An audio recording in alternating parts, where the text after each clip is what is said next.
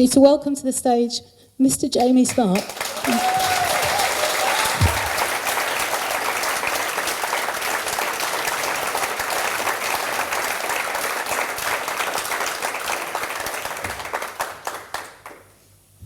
So,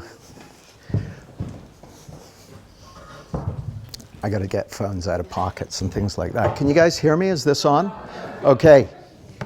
Should I use the other one? I haven't figured out how the hokey-cokey of which microphone to use works. Put them together, please. I think maybe they all got turned down when the feedback was happening. Can you guys hear me okay? Because I can do this without a microphone.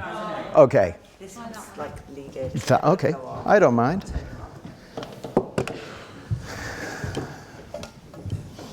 How's that? Here we go. All right. How's that? Is that good? Can you hear me okay? Where to begin? Well, first of all, I think it makes sense for everyone here to give a massive round of applause to Sue and Sheila for creating this, because it's huge. Thank you. Thank you, thank you, thank you.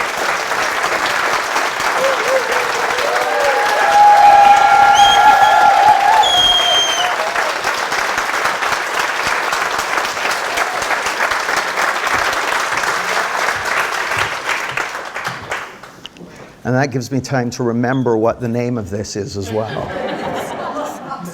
So, when I was talking to, I will turn around in a second. When I was talking to Sue and Sheila about this, I came up with some perspective titles, and then I had an idea, and I said to them, I said, if I could give everyone at the conference a gift that they could take away with them, what would it be like? What would be like a dream come true result? Like, what's the thing that people want? And they said, well, between you and me, Jamie, what they want is to know, how do I hang on to the feeling when I go back into the real world? How do I do that? I said, well, let's call it that. Let's call it, how do I hang on to the feeling when I get back into the real world? Like, you can't call it that. I don't know exactly why, but apparently you can't call it that, but we're calling it that anyway. So the title of this is Troubleshooting Enlightenment. And the reason I'm writing it out will become apparent. Oh, you know what I didn't ask? How long do you want me to talk for? Good question. Well, Think carefully.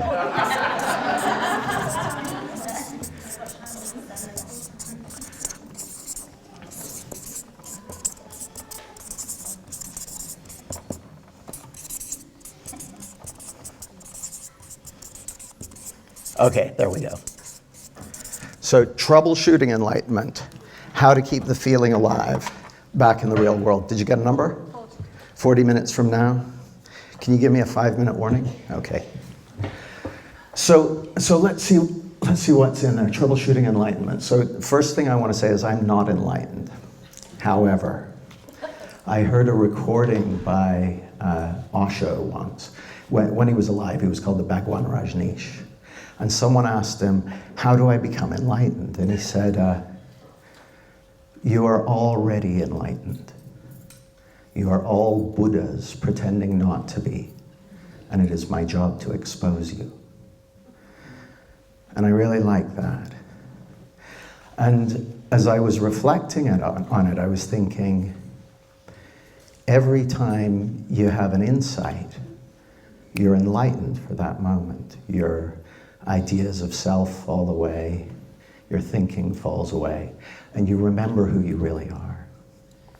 And, oh, by the way, my heart's pounding fast, I've got adrenaline and stuff, which may go for about a minute.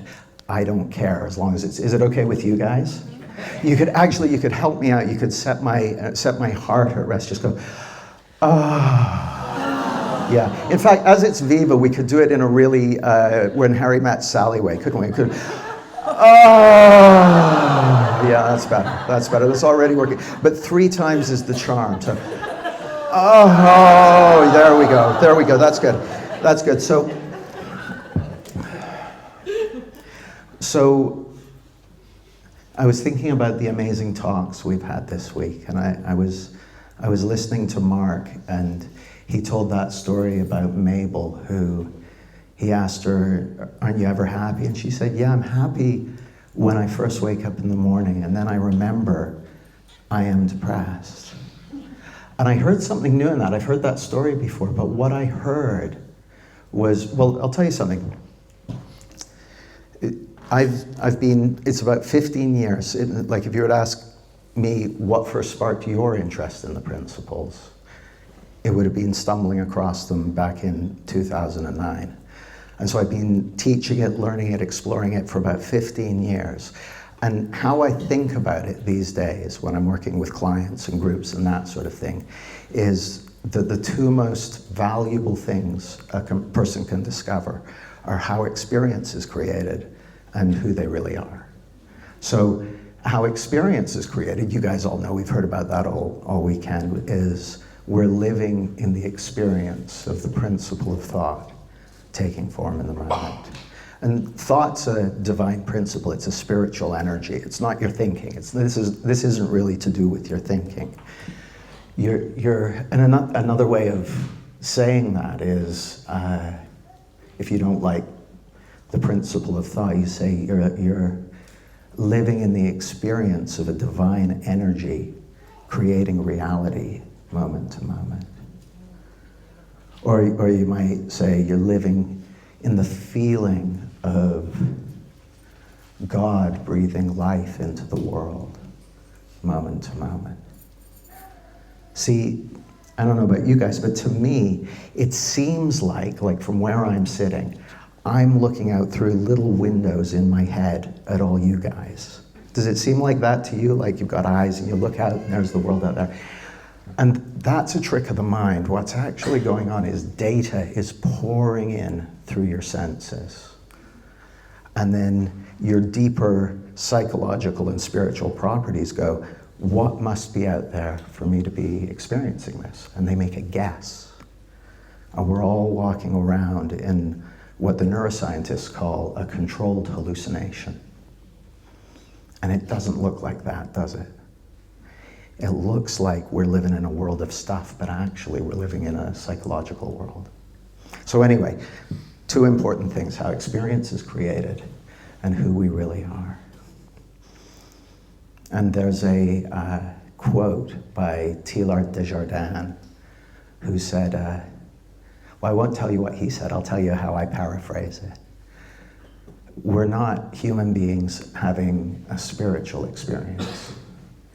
We're one spiritual being having 8 billion human experiences. And who you really are is that one spiritual being. Who you really are is consciousness itself. So why is that interesting? Well, here's why it's interesting to me.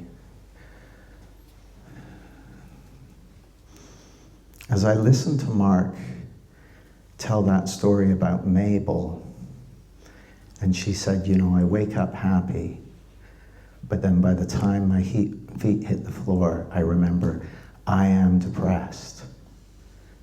Yeah, that's the power of thought, but there's something else at play there, which is the power of consciousness, which is the feeling of I am. The feeling of I am. Like, say your name, say I am, and whatever your name is, like out loud, actual doing it. I am Jane. Got it. And that seems like, yeah, that's me, that is, right? This is yes, this is no, this is, yeah. Well, we say that I am statement hundreds of times a day in relation to different things, and then what happens is there's a phenomenon that the neuroscientists call transparency, which is we inhabit that imagined thing, whether it's I am depressed or I am happy, I am clever, I am peaceful, I am Jamie, I am stupid, I am a man, I am a woman, I am whatever. And we use that, and you'll hear Sid talking about it. He said, you'll hear people in the supermarket saying who they really are and not knowing it. Because who you really are is that I amness. And check this out. Like, have you ever, I know this has happened to you, you're watching a movie and you're getting into it, and then something is about to happen to the person on the screen, like they're going to get bumped on the head, and you duck. Anyone done that? Okay, that's transparency.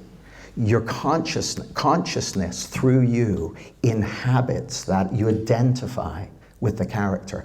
And when you identify with the character, it's like it's happening to you.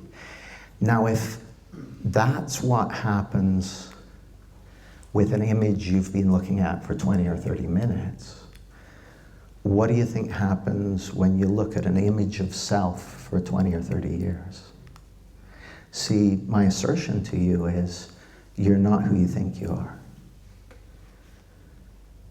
And the reason that's kind of relevant is, well, I loved the quote that Sue and Sheila chose for the cover of the program.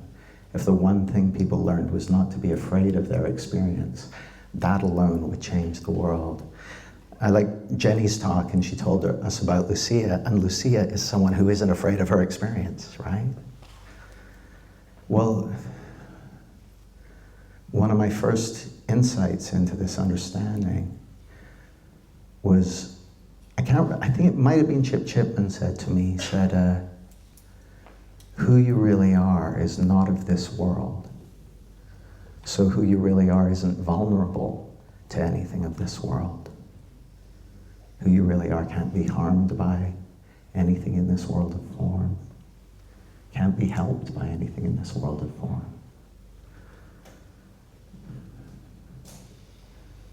And what that means is you've got nothing to fear. It means I've got nothing to fear. Now here's the thing, we've got physical bodies. I have it on good experience that those can definitely be damaged. So don't run with scissors, be careful juggling chainsaws or petting strange dogs, but that's what common sense is for, Sheila's about to go running down the hall with some scissors, and she's like, no, scissors are dangerous to run with. So we've all got that common sense that can guide us. Dominic was talking to us about something else that Sid said, which is that Sid said, it's the most unnatural thing in the world is to be unhappy.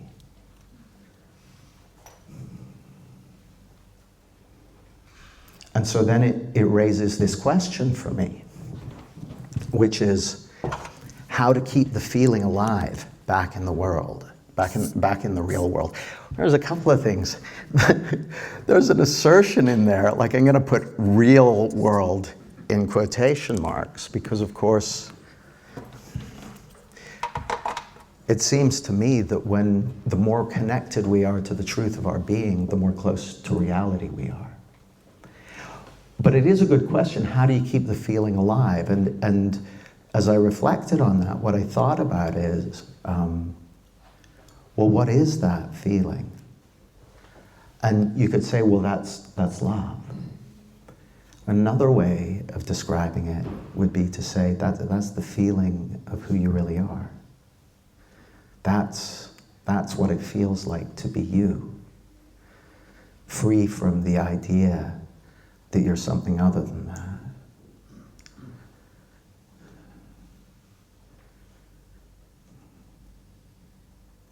I did a coaching demo with Sally Ann the other day. I don't know if she's here. But what we were talking about was love and self-love. I put self-love in quotes because it seems to me that when the idea of self steps to one side, then the truth of who you really are blossoms.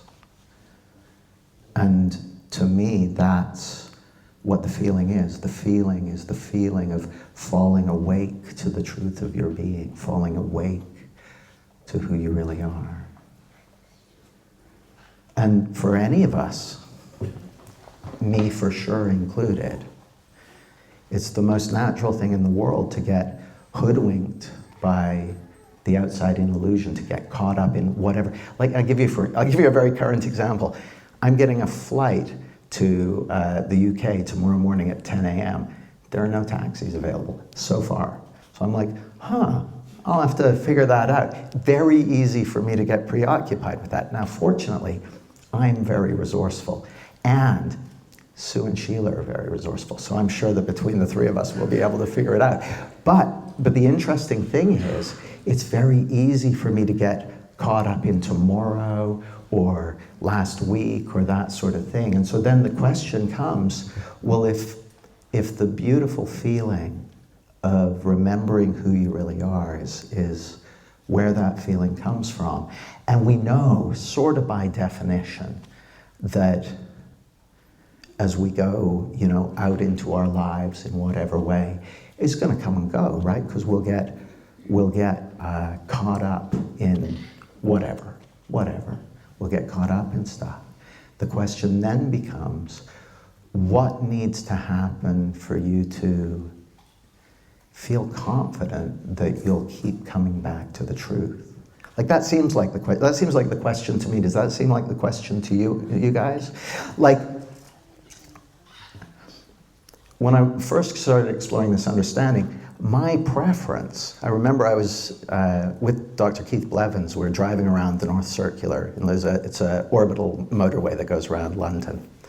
And he said, so Jamie, what would you, I brought him in to teach a workshop. He said, Jamie, what would you like to get from this? I said, well, what I'd like, Keith, is I'd like to get it so that I never lose sight of this, so that I'm in the feeling all the time and I'm absolutely on it. And he goes, no, you don't. I'm like, look, you asked me. Yeah, I do. That's what I want. He goes, tell me this. He goes, what's more useful, to stay in the lane you're in all the time, or to notice when you're drifting out of it and be able to correct or move somewhere else? I'm like, yeah, the second one, but I still kind of like the idea of my one. And so I still like the idea of living in a better and better and better feeling for life. And so that seems like a worthy thing to prioritize.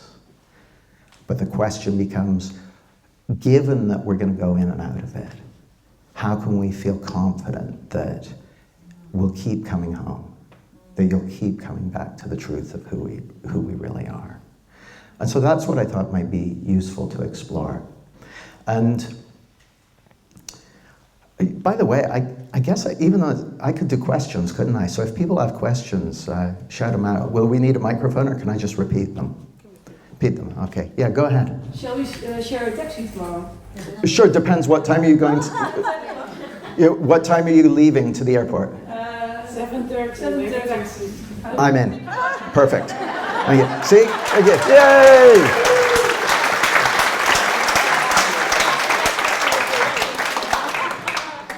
And that's the power of mind. No, that's the power of kind people. Or maybe they're the same thing. So yeah, the question then becomes, what needs to happen for you, for me, for any of us, to know that even though from time to time we will lose our shit, like that's just part of the human experience, isn't it? That's nothing to be afraid of. That's nothing to be afraid of. You know, the thing Gabriella said, consider the role of the principles in this.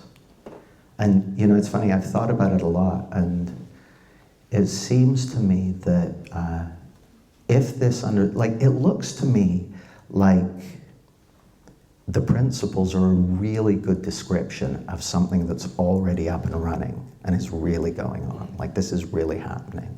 It's really how it works. But I'm not a big one for believing things. And so I've spent a good chunk of the last 15 years trying to prove it wrong. Because I work on the basis that if it really is principles, they'll be fully explanatory. They'll be able to explain any aspect of the human experience. They'll be consistent, and they'll allow you to predict outcomes in advance. So I've kept putting them to the test. Because if they're not principles, I'm not interested. But if they are principles, then they can take anything we can throw at them. So they're behind the whole human experience. And so Oh, I can't remember where I was going with that. It was really good, though.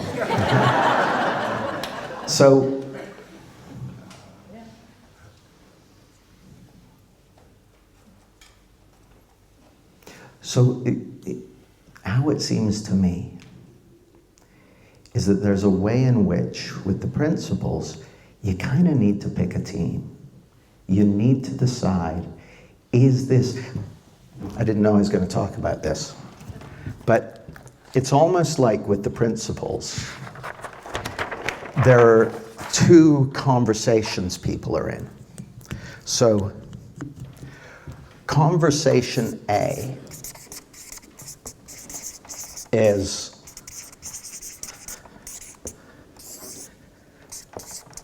does it really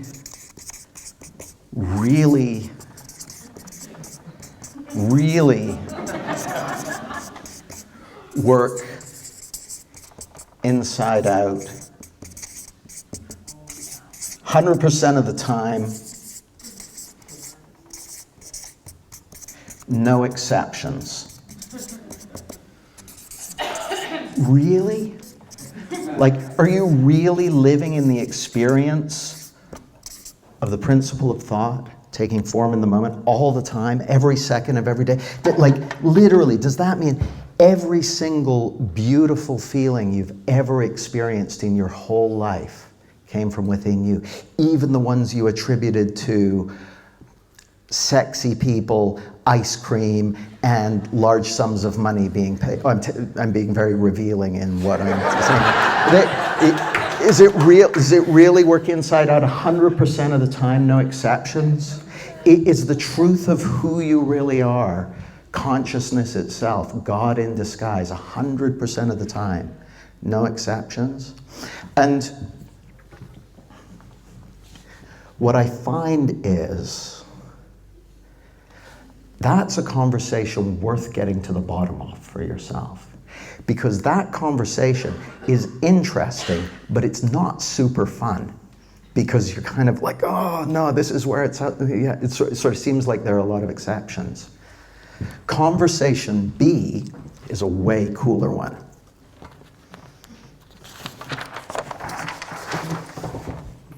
And a shorter one too.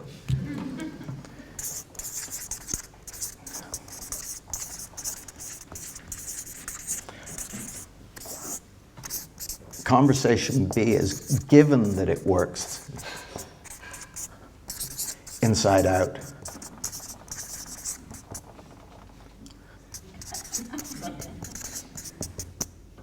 "100% of the time, no exceptions." What makes sense?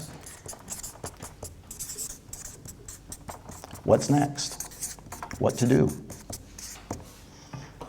I'm not even writing good now, but you get the idea. What I would recommend to anyone is, like, one of the things you can do that'll make a big difference is do whatever you need to do to satisfy yourself that it really, really, really does work this way. Or not, because if it doesn't work this way, you should hightail it, because that means you're in a cult, right? So like figure it out. That seems important to me. Like, that was my thing. It's like, either we've stumbled across the principles of psychology, amazing, or I'm in a cult, not amazing. So I wanted to get to the bottom of that as quickly and thoroughly as I possibly could, which meant no sacred cows, nothing that couldn't be questioned. I work on the basis that if the principles be principles, then they're big enough and ugly enough to take care of themselves. So when people say, what do the three principles have to say about techniques? I'd say, I don't know, they don't have lips, they're a formless energy. So they don't have much to say, like, they're formless. They're formless, but the principles show up in each one of us in a way that's entirely consistent and is also unique in how it expresses through us, because each one of us has that spark of consciousness, that spark of God at the heart of our being. And that's guiding each of us on a unique journey through life. And you can trust that. You can trust that. Well, I say you can trust that. Don't take my word for it. Like, I would always encourage you to, experiment on this in your own life and put it to the test and discover if this makes sense or not. So what else would be interesting? Oh yeah, so how to keep the feeling alive. So yeah, number one, probably makes sense to decide whether it really works this way or not. I think that could be helpful. Another thing that occurs to me is like whatever's going on for any of us at any time, we're always alive until we're not. As I look around this room, you guys are all alive, which is great. My favorite kind of audience. And so, in any moment, we can be putting our attention on the content of our thinking, the content of our preoccupations, whatever we're caught up with. Or we can do what, it's funny, there are no how-tos in the 3 principles, right? Well, I've been transcribing Sid Banks transcripts for the last decade or so. And so I thought, I wonder what happens if I search for the words must, have to, and got to, which are the things that really usually precede someone telling you what you have to do. Turns out there's tons of that, so I got some of my favorites. It turns out Banks was very prescriptive. But I've lost my glasses, so I may not. Oh, thank you. You guys are so observant. See, I love that we're crowdsourcing intelligence tonight. It's brilliant. So yeah, I brought a few. Just a few. That's not part of it. That's just the sound I'm making. So,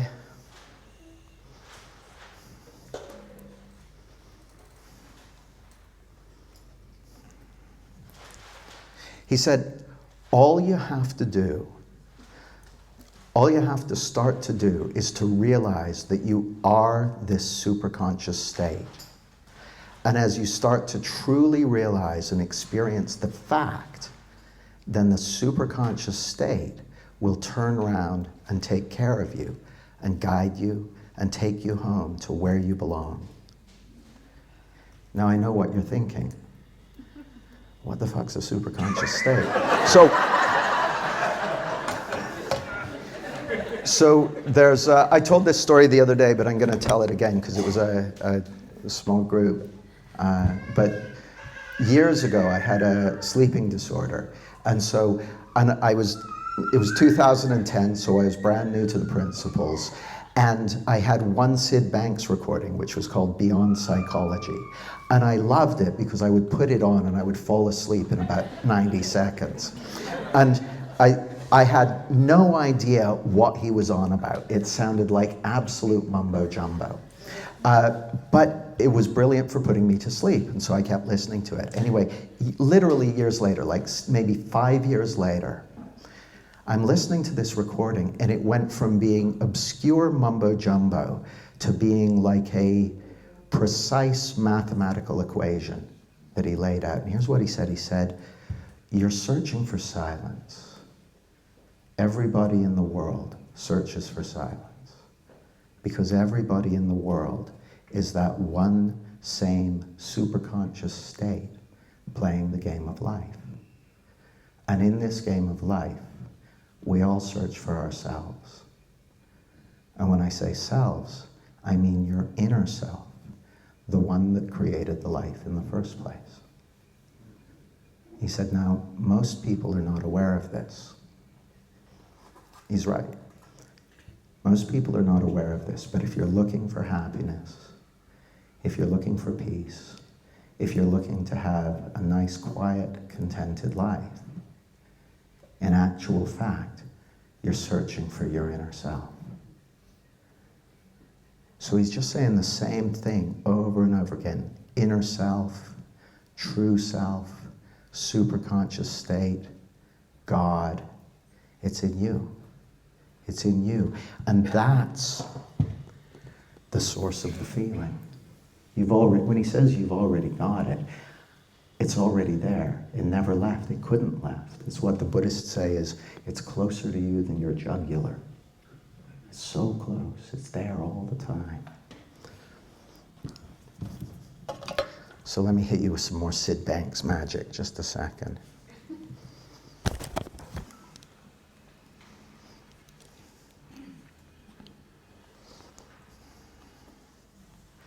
So, oh, I love this one.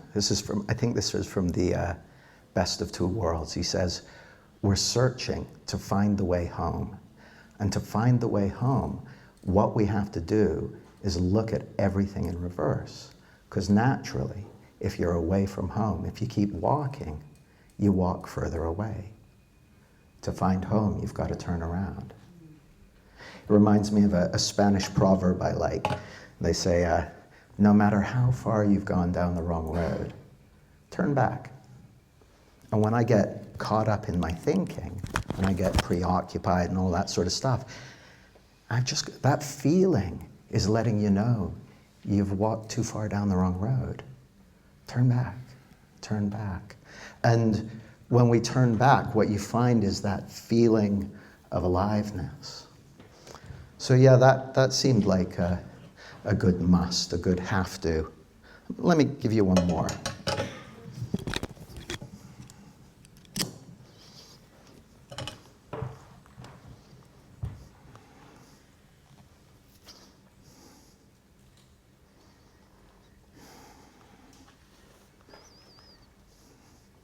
You know what? I love this because I was thinking about how do you keep it alive. So one is decide which team you're on, right? Decide, does it really work this way or not? That's important. Number two, I'd say, is know that you've already got it. Doesn't mean you're already feeling it. Sometimes you are, sometimes you aren't. But the source of every beautiful feeling you've ever experienced in your life is right there at the heart of your being. In fact, it's the feeling of remembering who you really are. It's the feeling of, see,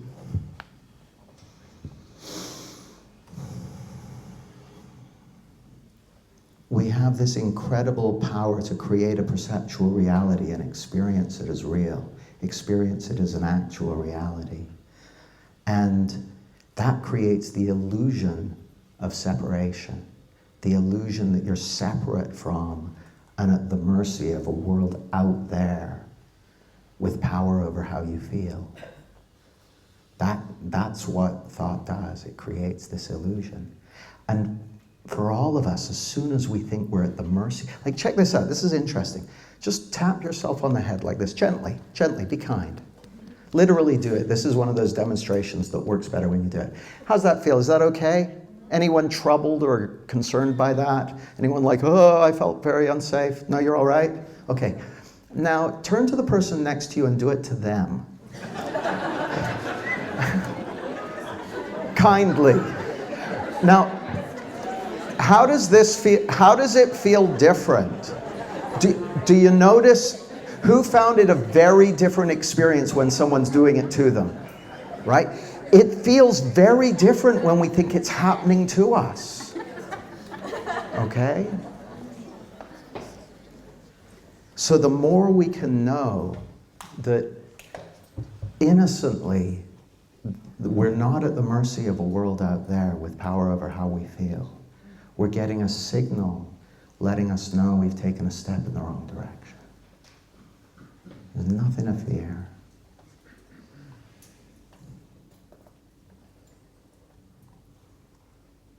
So yeah, knowing that it's already there within you. And then the third thing is, well, let me ask you this. By a show of hands, when you first stumbled across this understanding, who had some flavor of, why doesn't everyone know this? Anyone? Okay, almost everyone. Shortly after that, who had some flavor of, I want to help get this out there? Okay, a lot of people.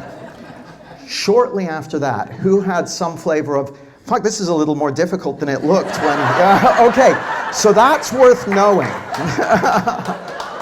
That's worth knowing, because what I'm going to suggest to you is that that feeling, that sensation of, why doesn't everyone know this, is a reflection of the universality that you can feel is there.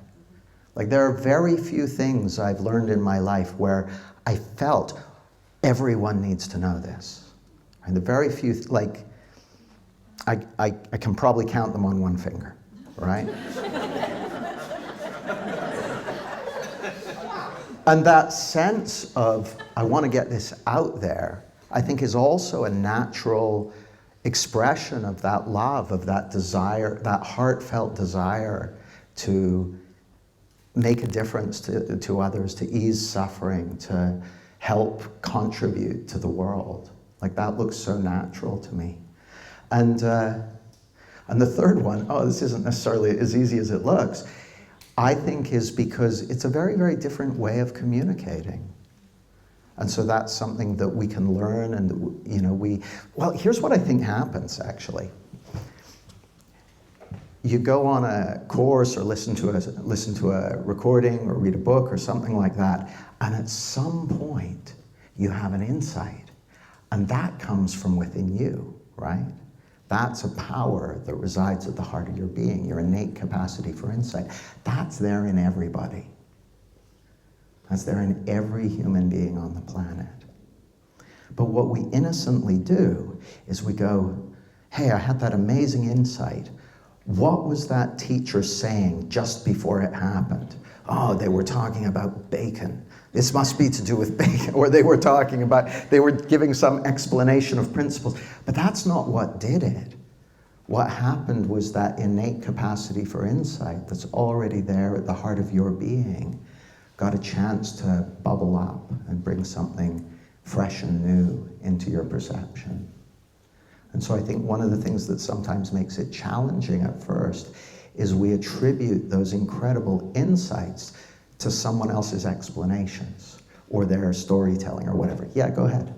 I have a question of why would it be at that particular moment that the insight would happen? I mean, if we contribute it to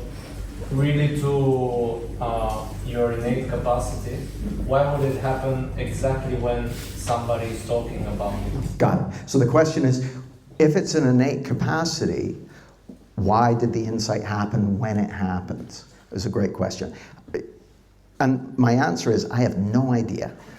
But what I've seen is this. Who's read Man's Search for Meaning by Viktor Frankl? Okay, so Viktor Frankl was in a Nazi concentration camp and during his time there, had profound life-changing insights that allowed him to survive that horrendous experience, and then found a psychological field, the field of logotherapy. Now, I would say those are probably some of the worst conditions for insight I can imagine. And so that tells me that insight is completely unconditional. People can have any insights in any situation, under any circumstances.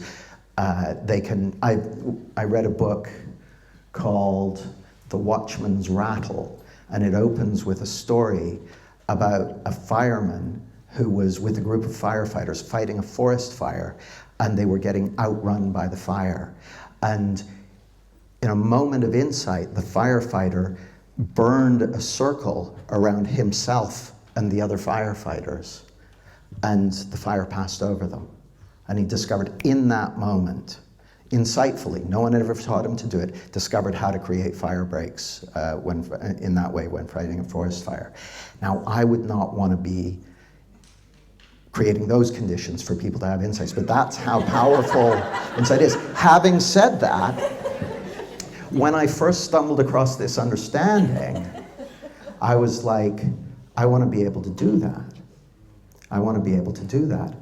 And what I first got told was, it's not a skill set. It's just, you just have insights and share what you've seen. And that's true. But then someone once asked me, are some people better at it than others? And I was like, yeah, some people are way better at it. And so I started looking at, okay, how do you make it easier for people to have insights? Can't guarantee it, but you can do things that make it easier, make people more insight prone, or do what I call, creating an insight friendly space. So this is an insight friendly space, right? You've got a whole bunch of people looking in the same direction, our hearts resonating at a similar wavelength, that's going to create an insight-friendly space.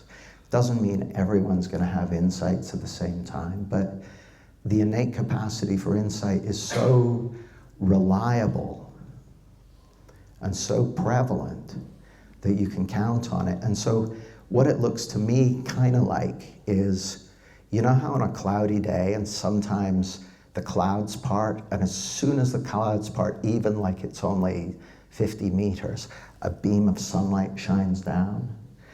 I think as soon as the clouds part in our thinking, even for a moment, then the light of insight can shine through. So that's my take on it. Any other questions? I'll just keep going. I think I've got about 3 minutes. I'm going to put something up here, which is my website, jamiesmart.com.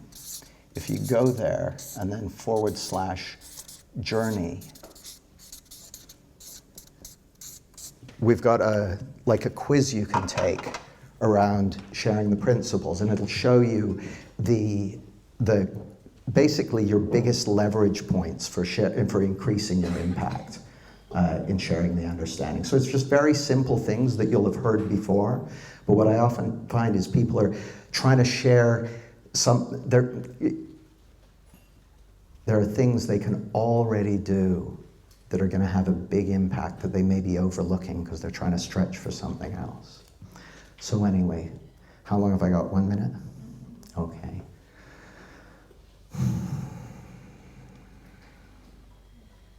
I think I'll finish with this. I had 3 insights early in 2009. The first one is I realized, everything you've been looking for outside of you is already there within you. And that was a game changer for me. Second insight was I realized the fact that a person can see or hear or feel or perceive means they have that innate capacity for realization within them. It's there in everybody. And once you know it's there in everybody, it's a game changer for the impact you can have. And then the third insight I had was a few months later when I realized, these are principles. This understanding is to psychology what the discovery of germs was to medicine. And that day I picked up my phone and called my office and said, we're changing direction, there's principles for psychology. And so that's why I ended up doing the event that Sheila came to. And that's why I'm here tonight. And I feel so blessed and grateful to have had the gift of being able to share this understanding. You know, Mark said the other day in one of the breakouts, he said, you're so lucky to be one of the very, very small group of people who have had a glimpse of this understanding. And I promise you that the glimpse that you've had is enough. That's enough to guide you forward, to allow you to bring more and more of this beautiful feeling into your life and into the world. And I feel so fortunate and grateful to be able to do this. This understanding has transformed my life in so many ways. I feel very, very fortunate. And thanks to Sue and Sheila for inviting me to do this. And thanks to all of you for being here. Thank you.